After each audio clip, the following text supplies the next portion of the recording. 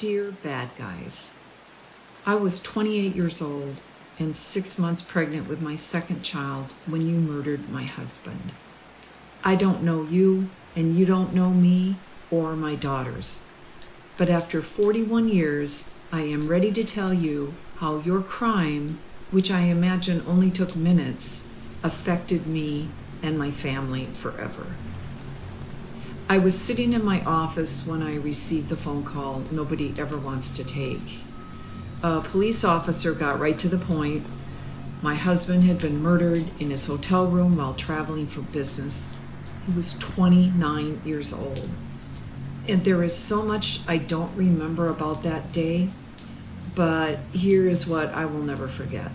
I'll never forget asking the officer if he was sure that the deceased was my husband. The disbelief was that strong and almost physical. And like a little kid, I wanted to wish that what was happening would just go away and disappear.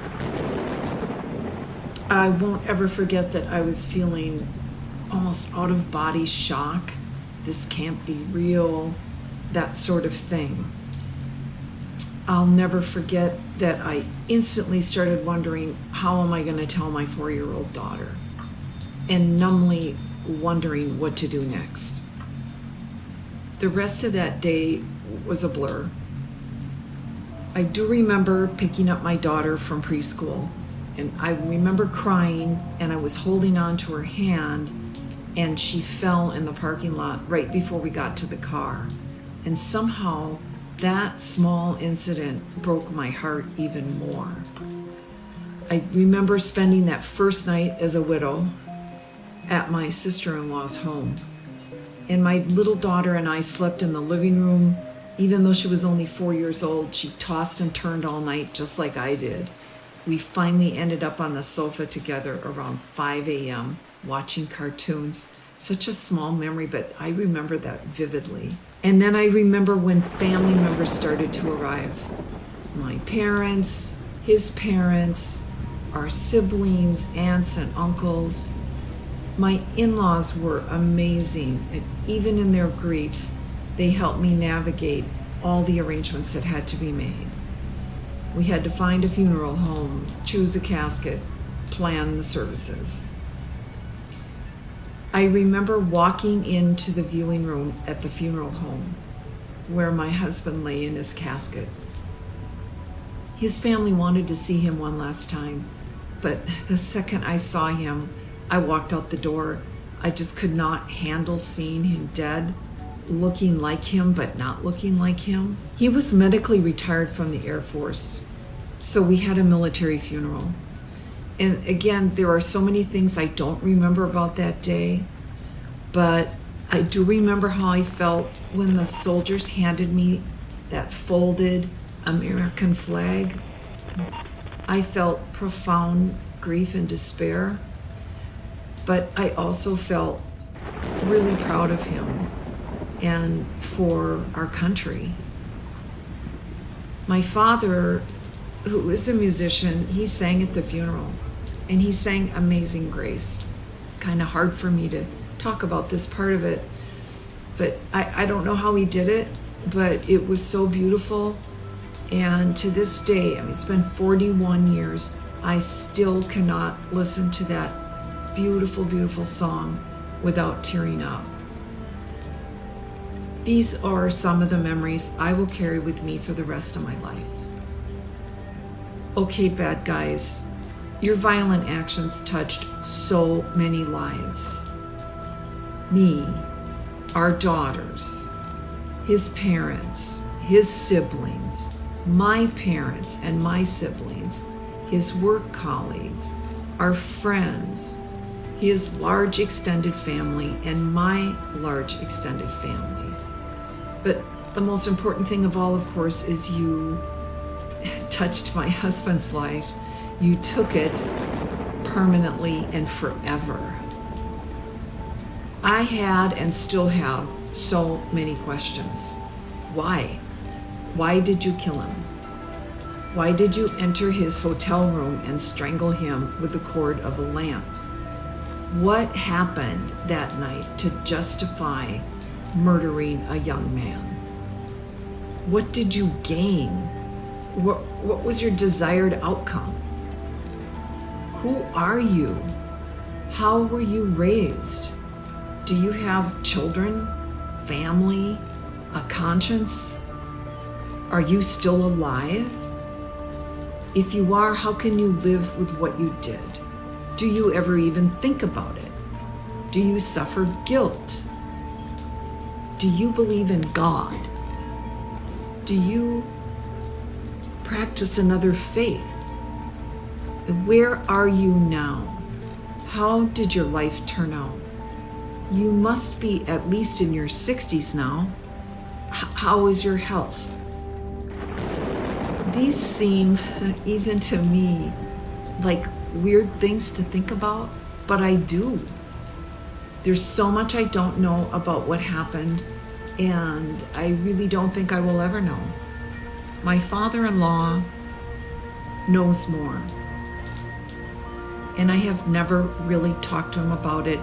He is still alive. He has dementia. I don't think I will ever know. But dear bad guys, let me tell you how my life has turned out. The first year after you murdered my husband was not easy.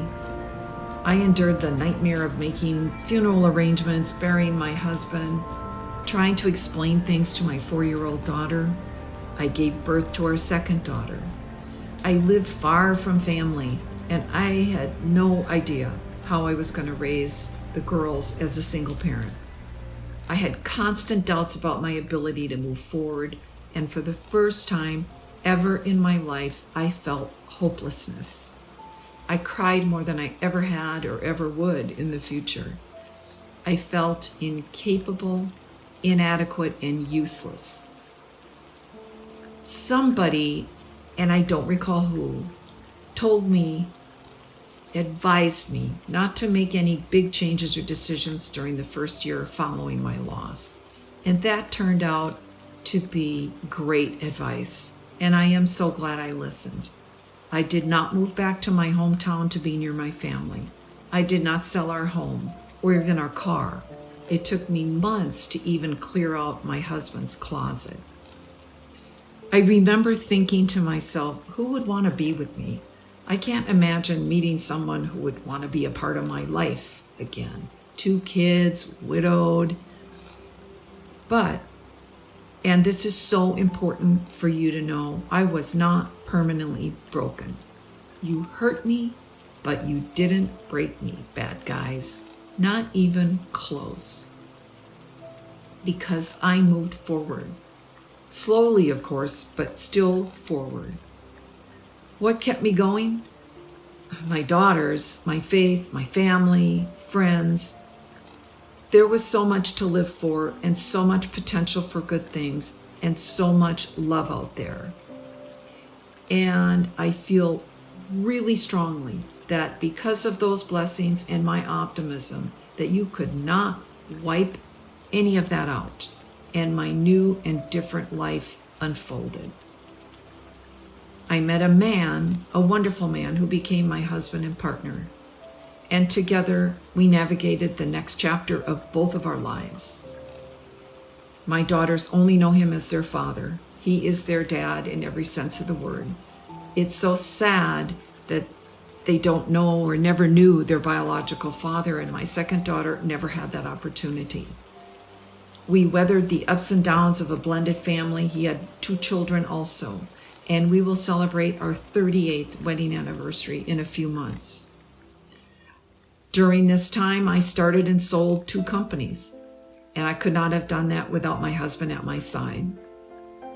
We recently started a really big new chapter in our lives and moved to a ranch in the Texas Hill Country. He's semi-retired, age 67. I started another company. I'm an executive coach and consultant. My husband supports my new venture 150%. Bad guys, you did not break me. Sometimes I think about what my life could have been if you hadn't killed my husband. But I don't dwell on that too much because you did. You did kill my husband. I still don't know why. I don't know the details, and I don't know what your lives are like now. I do know one of you was caught and sentenced to just a few years in prison, and I do know one of you escaped. Someone recently asked me if I could forgive you both, and I can honestly say that never occurred to me about forgiving you. I spend zero time or energy thinking about forgiving you because that's not important to me, and it's likely not important to you. But I can say that I don't wish you ill will. I don't hope your life has been terrible or full of tragedy. I just hope that you think about your actions on that evening 41 years ago, and that you have made peace with your God or yourselves. That is my hope and my wish. You did not break me.